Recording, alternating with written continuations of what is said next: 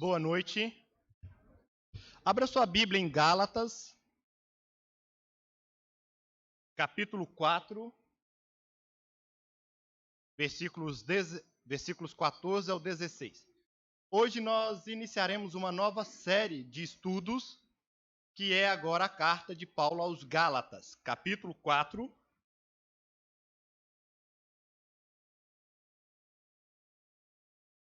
de versículos 14 ao 16.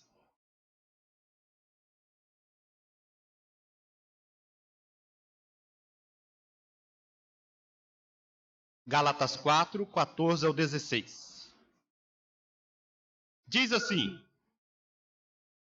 E posto que a minha enfermidade na carne vos foi uma tentação, contudo não me revelastes desprezo, nem desgosto, antes me recebestes como anjo de Deus, como o próprio Cristo Jesus, que é feito, pois, da vossa exultação. Pois vos dou testemunho de que, se possível fora, teríeis arrancado os próprios olhos para vos dar. Tornei-me, porventura, vosso inimigo por vos dizer a verdade? Oremos. Deus eterno, obrigado pela oportunidade de iniciarmos uma nova etapa na tua igreja, estudando agora a carta do teu servo, apóstolo Paulo, às igrejas que se encontravam na região da Galácia. Deus, que o Senhor nos ajude para que, ao fazermos a introdução desse assunto, ele possa, Deus, ser esclarecedor para tudo aquilo que nós formos ouvir a partir de então. Em nome de Jesus, Deus, queremos aqui sempre, Pai, apresentar ao Senhor a nossa pequenez e limitação diante de Ti. E, ao mesmo tempo, apresentar ao Senhor que não temos condições alguma, humanamente dizendo, de poder expor a Tua palavra com sabedoria, com discernimento, com entendimento e também com graça.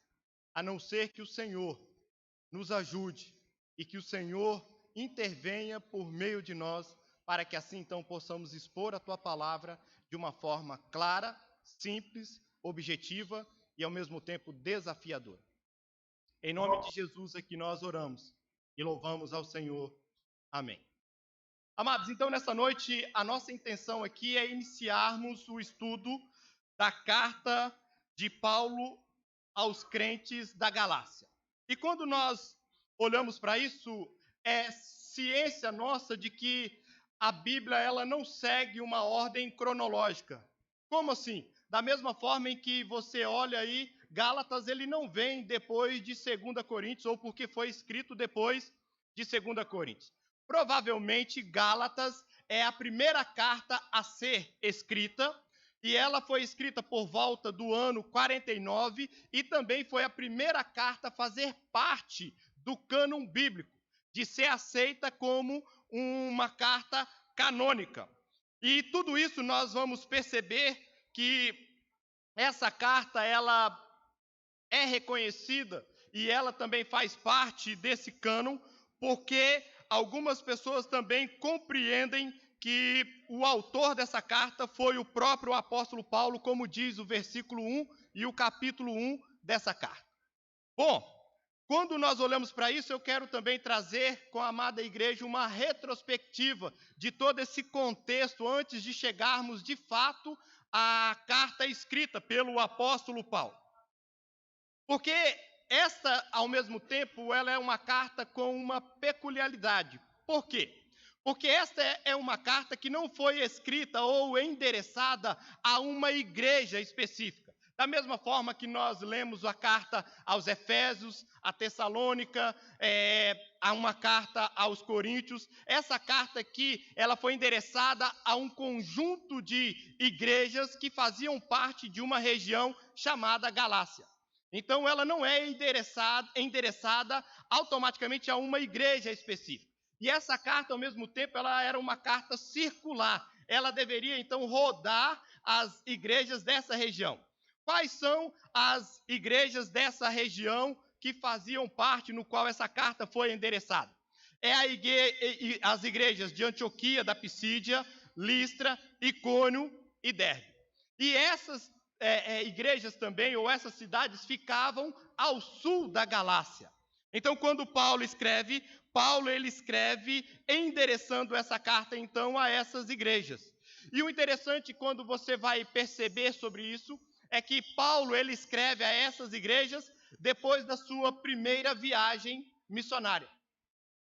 Depois da sua primeira viagem missionária, onde essas igrejas foram plantadas pelo apóstolo Paulo e por Barnabé, agora ele escreve essa carta.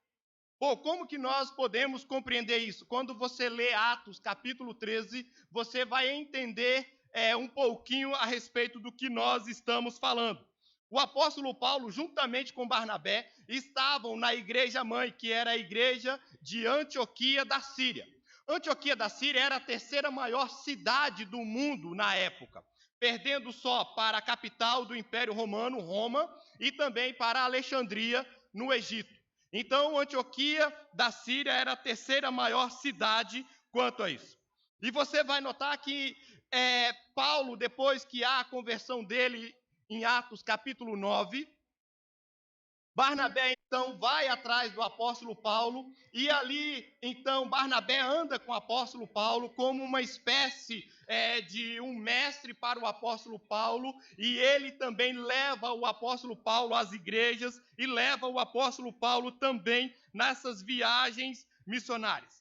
E olha só, é interessante porque a igreja aqui, então, de Antioquia da Síria, uma igreja multirracial, onde haviam pessoas de todas as raças e etnias. Essa igreja separa tanto o apóstolo Paulo quanto o Barnabé para que eles possam ser missionários dessa igreja. E uma coisa interessante, essa igreja, antes de mandar esses missionários, essa igreja ela estava orando e jejuando. E aí, então, o Espírito Santo vem e separa esses amados irmãos, e a igreja ora por esses amados irmãos, impondo as mãos sobre eles, e assim, então, os despede para que eles pudessem pregar o evangelho nessa região da Galácia.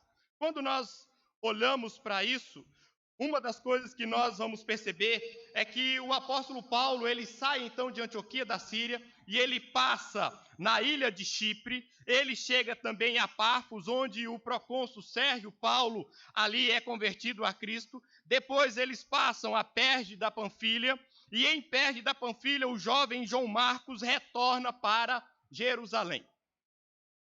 A primeira pergunta que eu e você podemos fazer no texto aqui, nessa introdução, é: o que levou o apóstolo Paulo a pregar o evangelho na Galácia? O texto que nós acabamos de ler de Atos 4, do 14 ao 16, vai mostrar que o apóstolo Paulo prega nessa região por causa de uma enfermidade. Qual é essa enfermidade? Provavelmente, o que dá para perceber é que o apóstolo Paulo tinha problema de visão. Porque você vai notar que ele diz que, se fosse possível, os crentes da Galácia arrancariam até os seus olhos e daria a ele, para que ele assim pudesse então ter uma visão melhor. Quando nós olhamos para isso, nós vamos entender o seguinte: amados, você lê o texto anterior e você não vai perceber que o apóstolo Paulo saiu de Antioquia da Síria com esse problema de visão. Mas provavelmente, quando o apóstolo Paulo passa em Perge da Panfilha, que era um lugar alagadiço e um lugar também ali aonde provavelmente, por ser muito molhado, havia uma doença chamada malária, que nós conhecemos muito bem na nossa região, e então provavelmente Paulo pegou essa doença e teve problema de visão a partir daí. E talvez seja por isso que João Marcos, ele temendo também ficar doente nessa região, ele pede para retornar para a casa da sua mãe em Jerusalém. Então, quando nós olhamos para isso, isso começa a fazer sentido para nós nesse sentido. A partir daí, você vai notar que Paulo, então ele começa a usar a espécie de um amanuense, ou de um secretário, de alguém que começa a redigir as suas cartas, de alguém que começa a andar com o apóstolo Paulo sendo seu escritor. Bom, quando nós olhamos para isso, nós vamos entender também que o apóstolo Paulo, ele sempre acostumava assinar as suas cartas e ele dizia que de próprio punho, e provavelmente então nós vamos perceber que ele fazia letras grandes por causa do problema dele de visão.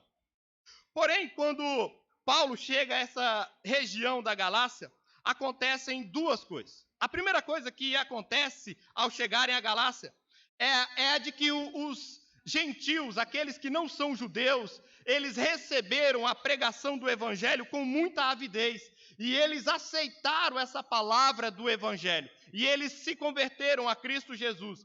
Uma segunda coisa que acontece nessa região é a de que Paulo e Barnabé, eles enfrentaram também a hostilidade radical dos judeus. Por quê?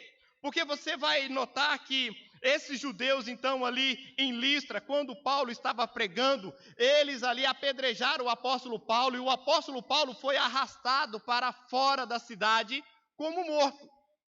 Mas, num ato milagroso, num ato de Deus, ele então ali recobra as suas forças e ele volta novamente à cidade para poder pregar.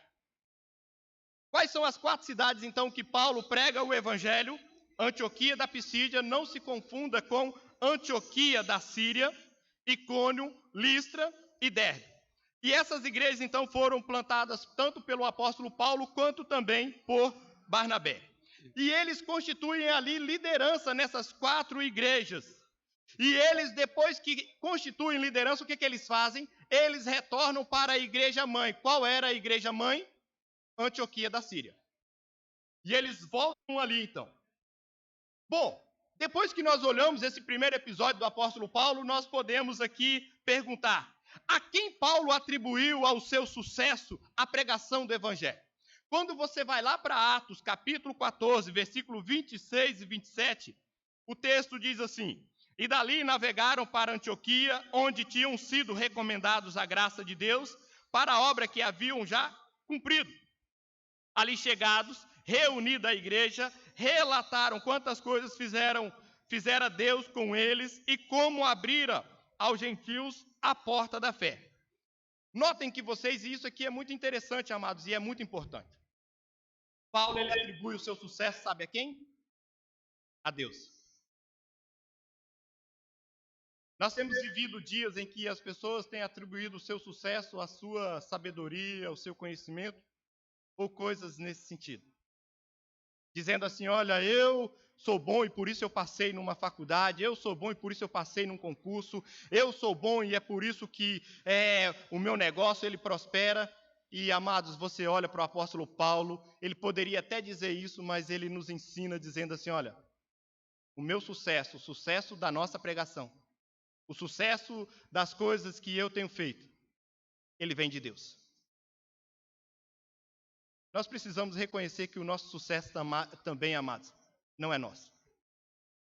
Talvez você se lembre de um programa de desenho chamado Simpsons, quando, numa certa oportunidade, o pai ali dos Simpsons, ele vai orar na hora do almoço, e ele atribui o alimento que estava à mesa, não a Deus, mas a ele mesmo. Ele diz assim: eu agradeço a esse alimento que eu coloquei sobre a mesa, amém. E às vezes, amados, nós fazemos essas coisas também. Às vezes nós atribuímos o sucesso da nossa vida a nós mesmos. E o interessante é que o apóstolo Paulo, ele mostra que o sucesso da vida dele, quem fez foi Deus, por meio dele. E isso precisa nos levar a pensar e a refletir.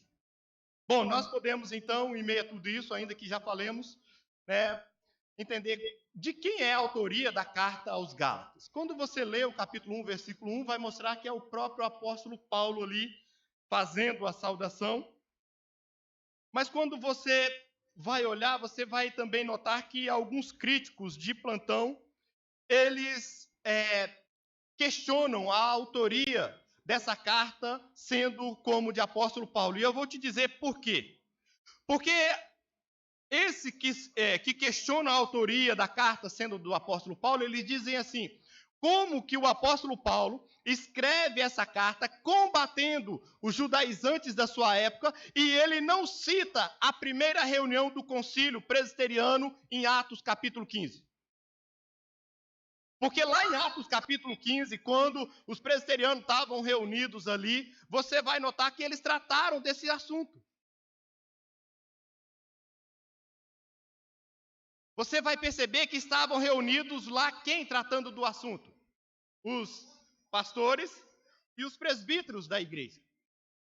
E quem é que estava presente nesse concílio ali em Atos 15? Você vai perceber que estava o apóstolo Paulo, Barnabé, Tiago, Pedro, e Tiago ali é o Tiago, irmão de Jesus, que escreveu a carta de Tiago, e era ele quem conduziu toda essa reunião. E esse assunto, então, ali é tratado, amados, de tal forma em que, quando esse assunto é tratado, então agora há uma comissão ou comissões ali que vão levar esse assunto discutido em Atos capítulo 15. E eles, então, têm que levar esse assunto às igrejas gentílicas. E qual foi a decisão do concílio ali reunido? Que os crentes gentios, eles não precisavam ser circuncidados ou guardar a lei de Moisés para que eles pudessem ser salvos. Eles não precisavam ser circuncidados e nem guardar a lei de Moisés para que eles pudessem ser salvos.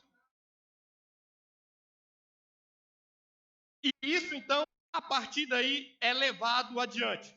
Uma outra coisa que o apóstolo Paulo vai tratar também na sua carta aos Gálatas é a respeito da suficiência de Cristo versus a lei de Moisés. Em Atos capítulo 15, versículo 5, diz assim: insurgiram-se, entretanto, alguns da seita dos fariseus que haviam crido, dizendo: é necessário circuncidá-los e determinar-lhes que observem a lei de Moisés. O que está acontecendo aqui?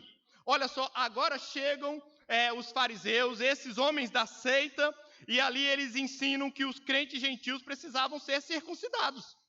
O que isso implica, amados? Eles estavam mostrando que a salvação ela não era somente pela graça em Cristo Jesus. Só a graça em Cristo Jesus não era suficiente. E se o concílio não tivesse rebatido isso, lá no capítulo 15 de Atos, nós teríamos grande problema mediante a isso.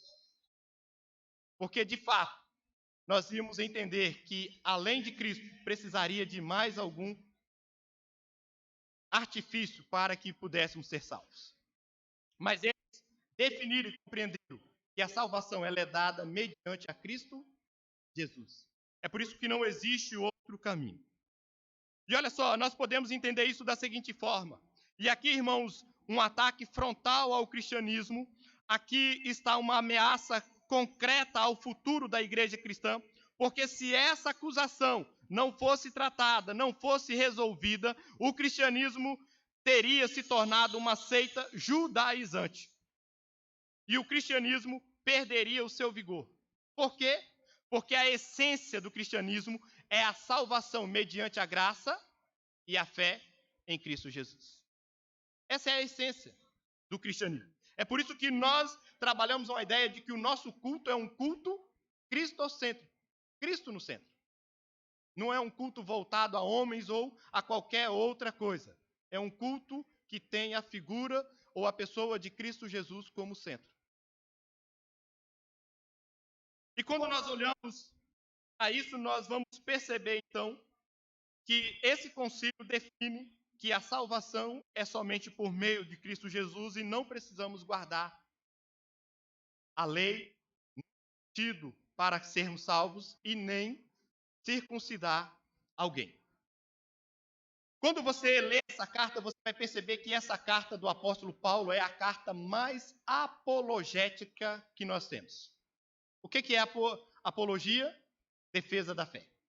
Essa é a carta mais apologética, juntamente com a carta de Paulo aos Romanos, que nós temos nesse sentido.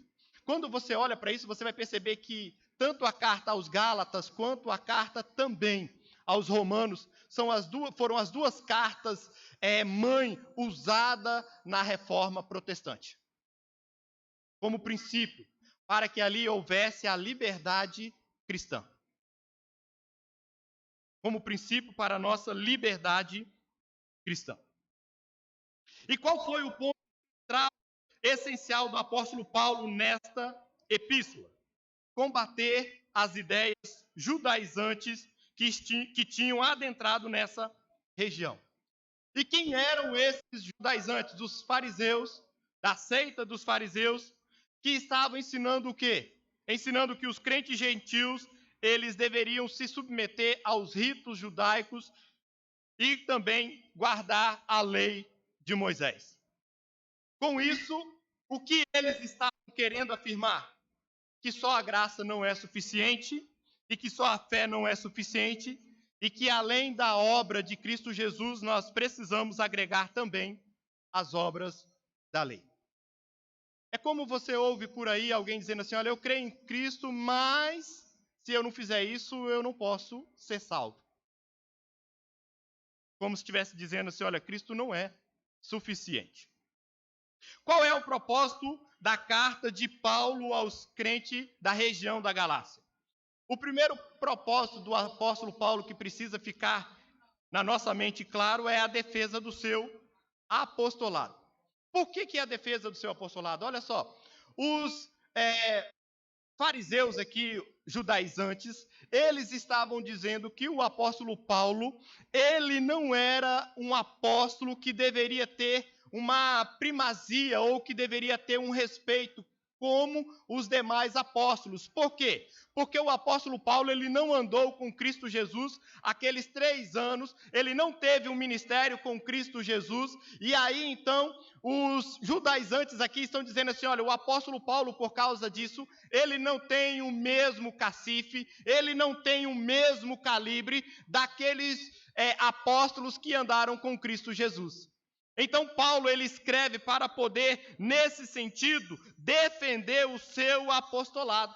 Ele escreve então para dizer que o seu apostolado, ele não é um apostolado que veio ou que ele ganhou de homens ou coisas assim. Quando você lê o capítulo 1, versículo 1, mostra que esse apostolado ele recebeu do próprio Deus. Infelizmente, hoje, algumas pessoas estão aí se intitulando apóstolos. E olha só, o apóstolo Paulo, ele diz que ele é apóstolo, mas da parte de Deus. Foi Deus quem deu a ele esse apostolado. E ele diz que ele é um filho fora do tempo. Ele é um filho fora do tempo. Quando você lê Atos, capítulo 8, logo depois da morte de Estevão ali, você percebe que a igreja, ela se dispersou. E somente os apóstolos que andaram com Cristo Jesus, com exceção de Judas Iscariotes, que havia traído e morto, os outros ficaram ali, mesmo diante da perseguição. E é por isso, então, que esses judaizantes diziam que o apóstolo Paulo não tinha o mesmo cacife desses apóstolos que andaram com Jesus. Um segundo propósito do apóstolo Paulo é a defesa do evangelho. Olha só, se o apostolado de Paulo estava em descrédito, se esse apostolado ficasse em descrédito, ao mesmo tempo o evangelho caía também em descrédito. Porque o apóstolo Paulo, ele entende que o seu apostolado, ele é também mediante a pregação do evangelho, que ele intitula em alguns momentos do seu evangelho. E então, se o evangelho, se o seu apostolado ficasse em descrédito, logo a pregação do evangelho também ficaria em descrédito. E é por isso que ele defende, então, nessa carta aos Gálatas, a respeito da defesa do evangelho, dizendo que a salvação ela é por meio somente do evangelho. Olha só, por que Paulo escreve essa carta? Para que Paulo escreve essa carta? Qual é o propósito que Paulo tem em mente ao escrever essa carta? Quando você lê o capítulo 1 e 2, Paulo ele está aqui tratando exclusivamente da defesa do evangelho e também ali mostrando a defesa do seu apostolado. Quando você olha o capítulo 5 e 6, Paulo está tratando da defesa da ética cristã. E quando você olha para o capítulo 3 e 4, Paulo vai tratar ali da defesa também do evangelho. Esta seria aí basicamente a essência do que Paulo vai tratar nessa carta aos aos Gálatas, em que se resume a essência do evangelho de Paulo. Leia comigo aí o versículo 4 do capítulo 1, fazendo favor. Olha só, o texto diz assim: o qual se entregou a si mesmo pelos nossos pecados, para nos desarraigar deste mundo perverso, segundo a vontade de nosso Deus e Pai. Se atente aí que Paulo ele está mostrando que os meus pecados e os seus pecados eles são perdoados na pessoa de Cristo Jesus. Paulo ele está aqui como se, na nossa linguagem, dando um chute na canela dos judaizantes, mostrando assim, olha, a lei ela não tem capacidade de perdoar pecados. A circuncisão ela não tem capacidade de perdoar pecados. Os nossos pecados foram perdoados na pessoa de Cristo Jesus, e é isso que o apóstolo Paulo está defendendo aqui. Paulo ele está mostrando assim, olha, vocês aí devem ficar atentos, porque e cientes de que ninguém é salvo senão pela obra da redenção, e essa obra da redenção tem a ver com a pessoa única e exclusivamente de Cristo Jesus, realizada na cruz. Não há outro meio e não há outro caminho quanto a isso. Porém, quando você lê aí o capítulo 1, versículo 6 a 9, nós podemos fazer uma pergunta da seguinte forma: o que Paulo ensina a respeito desse outro evangelho? Quando você leu a carta aos Gálatas e viu aí outro evangelho, o que você chegou a compreender a respeito disso? Vamos lá, vamos entender isso. Gálatas 1, 6 a 9. O 6 primeiro. Admira-me que sejais passando tão depressa daquele que vos chamou na graça de Cristo para outro evangelho. O que vocês estão notando aqui que Paulo está falando para os crentes dessa região? Que Paulo ele está espantado, ele está perplexo. Por quê? Paulo ele está aqui chocado. Paulo ele olha e ele vê assim que os crentes da Galácia, que eram membros da igreja da Antioquia, da Pisídia, de Listra, de Icônio e de Derbe, Paulo ele estava assustado porque assim, esses crentes tão rapidamente passaram de um evangelho para outro evangelho. Bom, quando você olha o versículo 7, diz assim: o qual não é outro, senão que há alguns que vos perturbam e querem perverter o evangelho de Cristo. Vamos entender o que é esse outro aqui? Quando você vai para o grego, você precisa entender que no grego há duas distinções para essa palavra outro. Na nossa língua, a língua portuguesa, outro significa outro. Não tem outra coisa, né? Outro é outro e ponto, acabou. Mas na língua grega, no original, outro aqui, ele tem duas palavras gregas para definir essa expressão outro.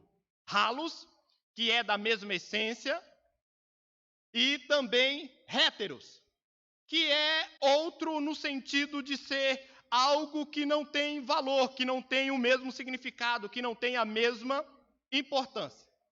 Bom, quando nós olhamos para isso, então, nós precisamos entender de que outro Paulo está falando aqui. Quando Paulo diz assim, vocês passaram para um evangelho diferente, de outra natureza, de outro conteúdo, com outra mensagem, com outro foco, e que não é o mesmo que eu preguei. Vamos entender essa expressão halos aqui no grego? Quando você vai lá no capítulo, em João, capítulo 16, quando Jesus diz assim que ele vai para o Pai e vai enviar outro Consolador, a expressão outros ali é halos, que significa, né, ou paráclitos, que significa a mesma ideia, da mesma essência, né, da mesma glória, da mesma majestade.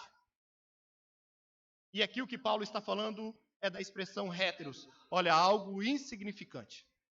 E Paulo está assustado por causa disso, ele está mostrando assim, olha, como que vocês passaram de uma forma tão rápida, daquele evangelho que eu te mostrei, né, do evangelho essencial para a salvação, para um falso evangelho.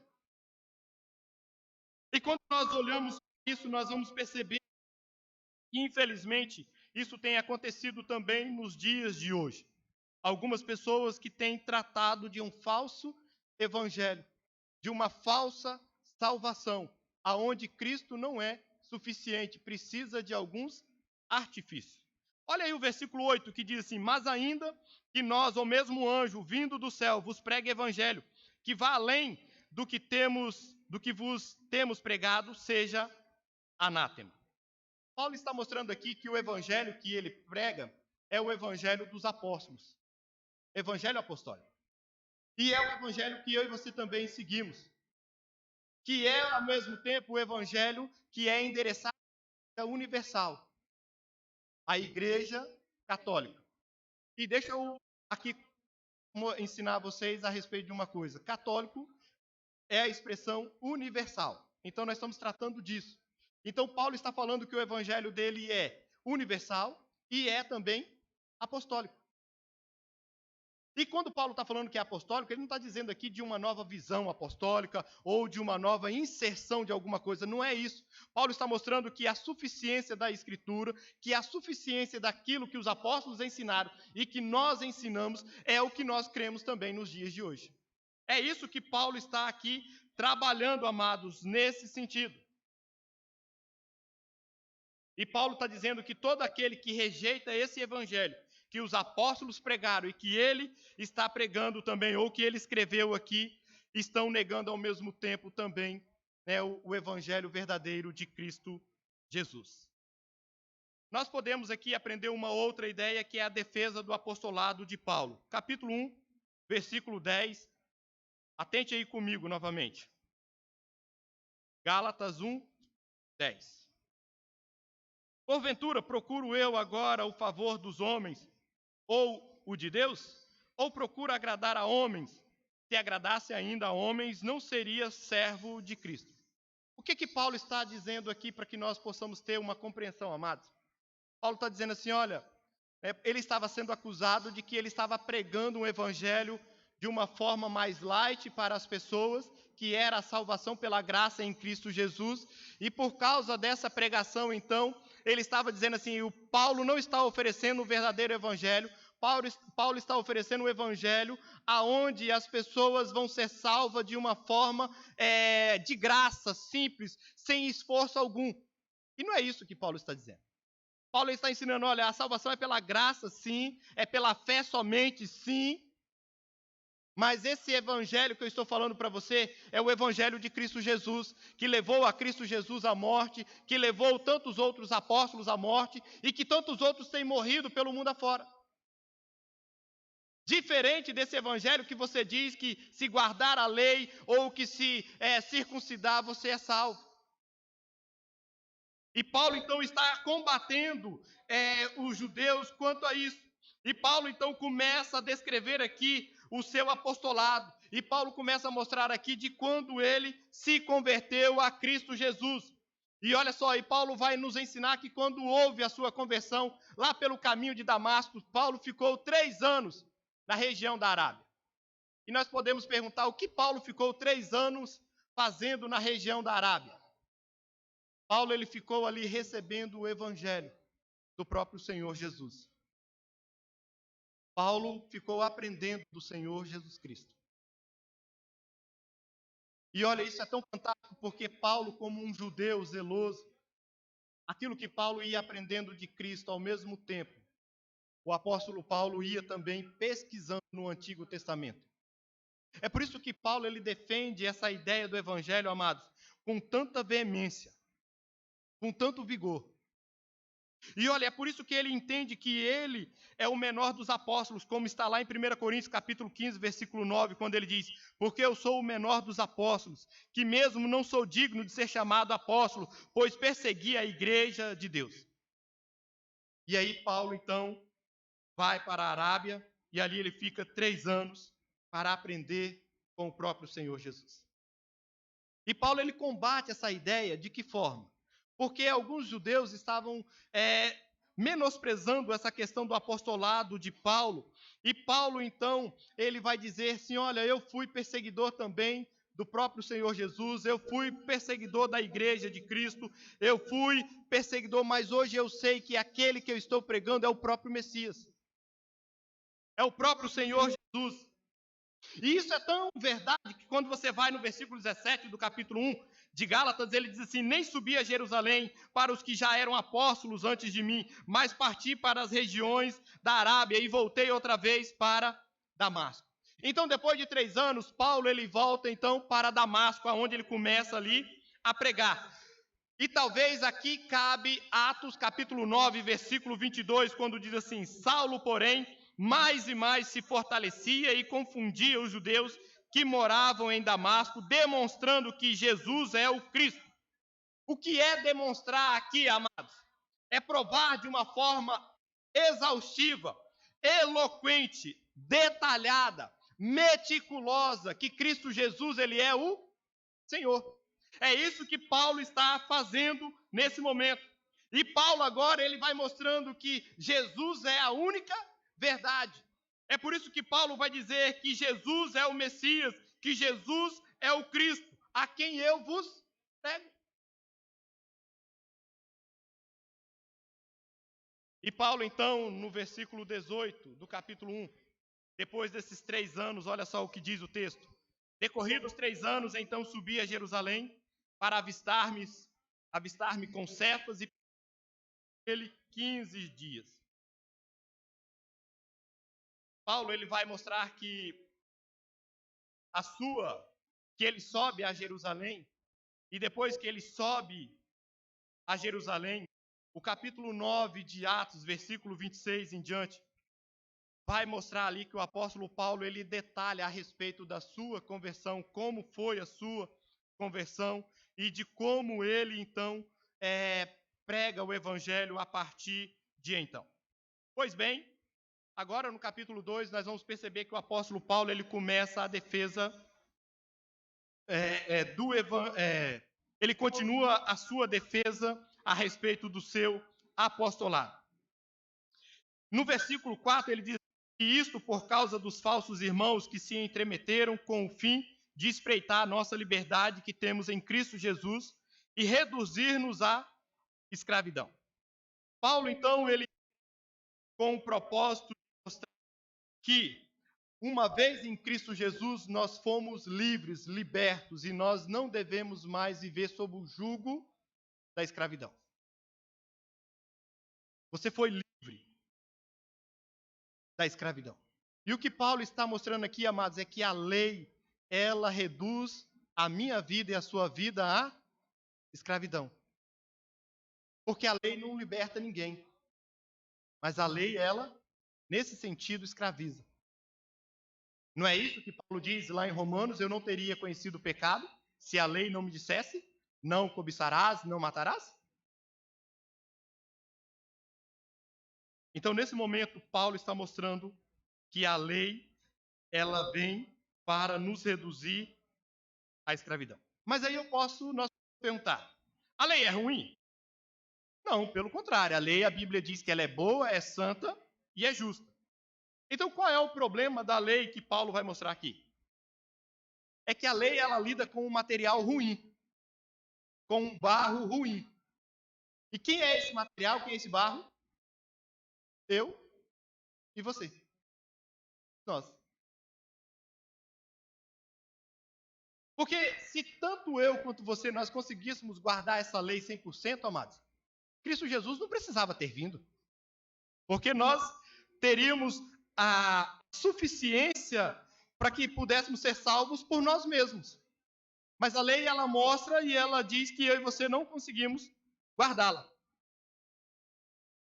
E aí a lei, ela vem e diz para mim e para você o seguinte: quando eu e você não conseguimos guardá-la, ela diz que eu e você, então, morremos. Que por causa da lei, nós estamos mortos.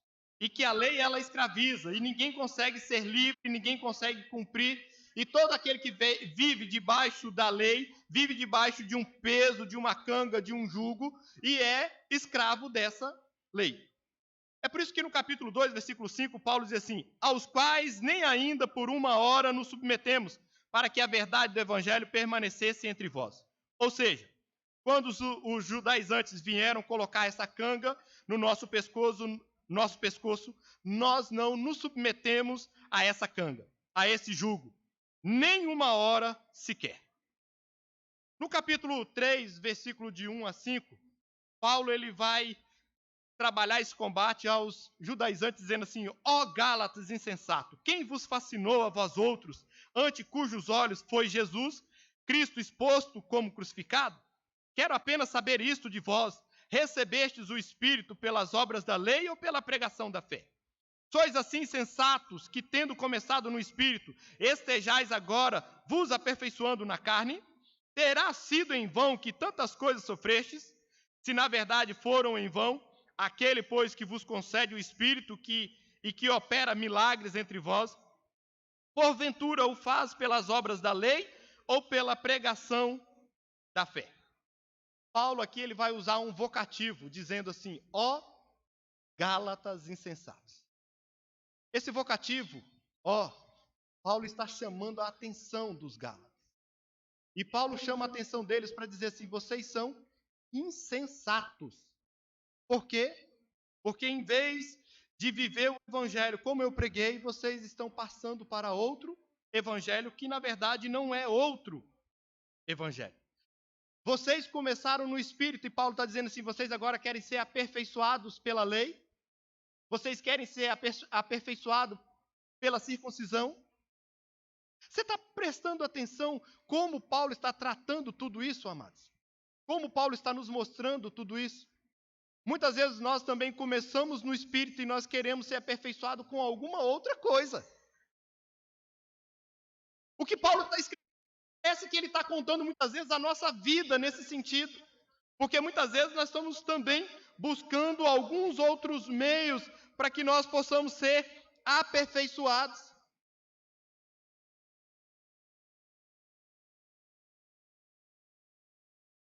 No capítulo 4, versículo 16 a 20, Paulo ele vai mostrar assim: tornei-me porventura vosso inimigo por vos dizer a verdade? Os que vos obsequiam não fazem sinceramente, mas querem afastar-vos de mim, para que o vosso zelo seja em favor deles. É bom ser sempre zeloso pelo bem que estou presente convosco. Filhos, por quem de novo sofra as dores de parto, até ser Cristo formado em vós. Olha só o que Paulo está dizendo aqui agora. Paulo ele está agora falando para os crentes da Galácia e usando uma figura de linguagem aqui de uma gravidez para dizer o quanto ele amava esses crentes. E Paulo está dizendo assim: olha, é como se eu tivesse sofrido um aborto e agora eu estivesse grávido novamente de vocês. Porque o que vocês estão fazendo ao mudarem para um outro evangelho é isso. É como se eu tivesse que de novo ficar grávido de vocês, ter que dar à luz a vocês novamente, porque vocês não entenderam o quanto eu amo e o quanto o evangelho que eu preguei é sincero. Estão notando? Paulo ele usa essa figura para mostrar o seu amor. Mas o texto diz a respeito daqueles que obsequiaram. O que é obsequiar? É tratar a pão de ló, é encher de elogios, é tentar agradar. Preste atenção nessa frase. Então, os falsos mestres são geralmente pessoas gentis, são extremamente cuidadosos, amigos, amigáveis, porque eles não querem contrariar ninguém. O negócio deles é agradar. E eu quero dizer para vocês, amados, nessa noite, que muitas vezes o evangelho de Cristo Jesus, ele é pesado mesmo. Ele é contundente mesmo. Mas quando alguém prega esse evangelho com essa contundência, não é porque ele é o nosso inimigo, mas é porque às vezes a verdade de Deus ela é dura, ela é forte, ela é robusta. E ela não vem para amaciar o nosso ego, pelo contrário. Ela vem para mostrar que eu e você só temos valor por causa da obra de Cristo Jesus em nós. E o que os falsos mestres faziam? Eles queriam mostrar totalmente ao contrário. Uma vez, o pastor Robson, ele contou uma oportunidade em uma das nossas reuniões a respeito de algumas pessoas não crentes que estavam indo à igreja que ele pastoreava na época, a segunda igreja de Paraná. E ele disse que alguns irmãos chegaram nele e falaram assim: pastor, o senhor está sendo muito duro, né? As pregações estão sendo muito enfáticas. E diz ele que na mesma oportunidade chegaram também aqueles que estavam ali frequentando a igreja, que ainda não tomaram uma posição e disseram assim: pastor, obrigado por essas mensagens que o senhor tem trago, porque essas mensagens têm me ajudado a não fazer coisas erradas lá fora no meu trabalho, na faculdade ou até mesmo na minha casa. Essas mensagens têm me servido de alerta para que eu não brinque com o pecado. Você imaginou? O crente estava achando que era duro demais. O não crente estava achando, né, que a mensagem era tão agradável no sentido de que ela estava o livrando de pecar, de fazer coisas erradas.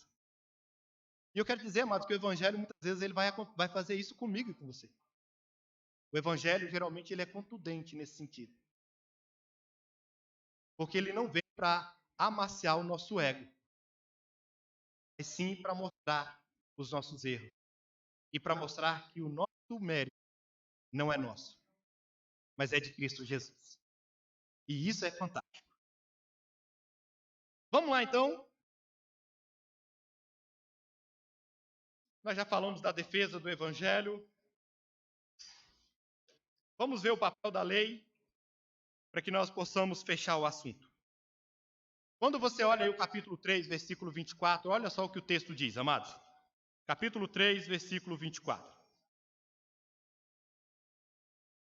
Paulo ele diz assim: de maneira que a lei nos serviu de aio para nos conduzir a Cristo, a fim de que fôssemos justificados por fé. Nós podemos perguntar assim: pastor, aonde entra nesse processo todo aqui a lei?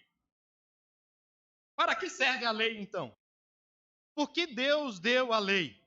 Se eu não sou justificado por meio da lei, qual é a função da lei? A lei é ruim? A lei não presta? Eu posso jogar a lei na lata de lixo? Qual é o propósito da lei? Eu quero te mostrar que o apóstolo Paulo ele não deixa esse assunto sem resposta. Quando nós lemos aí o versículo 24, Paulo ele está mostrando para mim e para você que a lei ela é uma pedagoga. Que a lei ela vai pegar a vida e a sua vida pela mão e ela vai dizer o seguinte: o papel da lei não é para salvar você, o papel da lei não é para levar você ao o papel da lei não é para salvar você, mas o papel da lei é levar você ao Salvador. O papel da lei é convencer que você é pecador e que você precisa do Salvador. Essa é a ideia aqui e esse é o papel da lei, nesse sentido. E olha só, e quando Paulo ele vai nos mostrar a respeito disso, Paulo ele vai dizer que eu e você não conseguimos cumprir a lei, porque a lei ela é muito exigente, a lei ela é perfeita, e a lei então, sendo perfeita, ela lida com um material que é ruim, que somos nós, eu e você, por causa do pecado. E a lei então, ela exige que alguém se identifique com ela. Como o homem algum se identificou, nós vamos entender então que essa lei, ela só é identificada quando Cristo Jesus vem. E o Salvador é que se identifica com a lei, e Jesus então é aquele que vem e me substitui no lugar da lei, que te substitui diante da lei, e esse é o papel da lei. E olha só, isso é tão fantástico quando você olha para Romanos capítulo 7, versículo 2 a 4, Paulo ele vai usar uma outra figura de linguagem aqui. Ora, a mulher casada está ligada pela lei ao marido enquanto ele vive, mas se o mesmo morrer, desobrigada ficará da lei conjugal, de sorte que será considerada adúltera, se, vivendo ainda o marido, unir-se com outro homem. Porém, se morrer o marido, estará livre da lei e não será adúltera, se contrair novas núpcias. Assim, meus irmãos, também vós morrestes relativamente à lei, por meio do corpo de Cristo, para pertencerdes a outro, a saber, aquele que ressuscitou dentre os mortos, a fim de que frutifiquemos para Deus. Paulo ele vai usar aqui uma figura de linguagem do casamento para mostrar que eu e você estamos mortos. Paulo, na verdade, não está falando aqui de casamentos, amados. Tá? Ele não é essa preocupação dele de falar aqui de casamento. Mas Paulo ele vai mostrar aqui a respeito da nossa relação com Cristo ou em Cristo. E ele usa essa figura, então, aqui para mostrar o papel da lei. E Paulo, então, vai mostrar que tanto eu e você, nós estamos casados com a lei. E a lei é um marido, é um esposo muito exigente. A lei é um esposo que é muito perfeito e é justo e é sábio. Mas esse marido que é a lei, né, é casado comigo e com você, mas eu e você, nós somos, nesse sentido aqui, quando ele diz a respeito da mulher, nós somos umas pessoas muito complicadas, nós somos uma pessoa muito turbulenta, e esse casamento ele não vai dar certo, porque a lei ela é perfeccionista. Olha só o que Paulo está tratando. Ele está dizendo isso. E ele está mostrando que essa mulher aqui, que somos nós somos atrapalhados, nós somos complicados. E essa mulher ainda, ele vai mostrar que ela é inconstante, que é a figura que Paulo está usando para definir eu e você quanto a isso. E então aqui, essa mulher só pode ser desligada se o marido morrer. Coitadinha dessa mulher, casada com um homem perfeccionista, né? Um homem perfeito, justo. Ela só pode ser livre quando esse homem morrer. Está percebendo a situação? E ela não vai conseguir se livrar dele nunca. Porque esse marido não morre. E a mulher não consegue agradá-lo.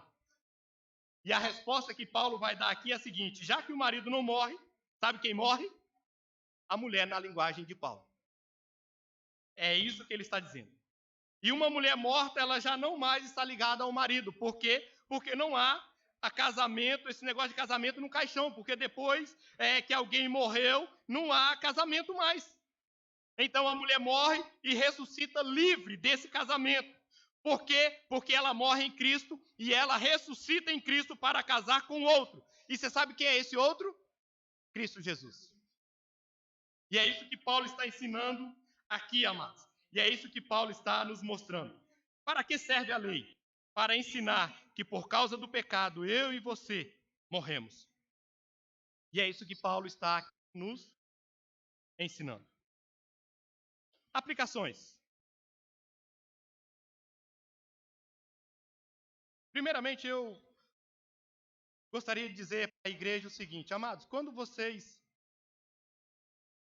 leem essa carta, leem nessa perspectiva que Paulo ele está defendendo o seu apostolado e ele está defendendo também o evangelho de Cristo Jesus. Então, essas duas coisas que ele basicamente está tratando aqui quanto a isso. E um desafio para a igreja, além de ler toda a carta, leia também, principalmente o capítulo 5 e 6, aonde vai tratar principalmente do aspecto prático dessa carta, de como eu e você devemos viver. O apóstolo Paulo, ele vai trabalhar algumas ideias aqui no texto, amados, falando das marcas de Cristo na vida dele. E quando Paulo está falando dessas marcas de Cristo, ele está falando de algo literal. Por que dessas marcas? Você se lembra muito bem que Paulo ele sofreu uma quarentena de açoites, 5 vezes uma quarentena de açoites menos 1. Se você é bom em matemática, você vai perceber que dá 200 menos 5, né, menos 1 de cada vez, 5, então 195 açoites. O que Paulo está mostrando aqui é que, de fato, ele carregava as marcas de Cristo, as marcas do Evangelho de Cristo na vida dele. É por isso que ele diz que logo já não sou mais eu quem vivo, mas Cristo vive em mim. E esse viver que tenho na carne, vivo pela fé no Filho de Deus. Que eu e você possamos olhar para essa carta e que nós possamos sair daqui, amados, também compreendendo esse aspecto todo, desse panorama, dessa introdução a essa carta. e entendendo e começando a perguntar: será que eu também levo essas marcas de Cristo sobre a minha vida? As pessoas, quando olham para mim, eles conseguem ver essas marcas de Cristo na minha vida? Eu exalo essas marcas de Cristo às pessoas, na minha forma de falar, na minha forma de agir, na minha forma de pensar. Cristo é visto em mim? Cristo é visto em você? Porque essa é a ideia da introdução da carta aos Gálatas. Fazer um aparato geral, para que quando nós formos ouvir a primeira mensagem específica no capítulo 1 com o pastor Alessandro, nós possamos olhar e perceber assim: agora eu entendo por que ele estava falando sobre isso. Agora eu compreendo o que ele quer dizer com isso. Agora eu entendo o que ele quis ensinar a respeito de cada assunto. Vamos orar então? Querido Deus, muito obrigado, Pai, pelo teu amor. E obrigado também pela tua palavra. Em nome de Jesus, Pai, nós queremos dizer da nossa alegria e da nossa oportunidade em termos, Deus, um apanhado geral daquilo, Pai, que aconteceu quando Paulo escreveu essa carta aos crentes da Galácia. E que o Senhor nos ajude para que nós possamos, Deus, guardar o verdadeiro evangelho e carregar as marcas de Cristo sobre nós. Em nome de Jesus é que oramos e louvamos ao Senhor. Amém. Gostaria de convidar os amados do louvor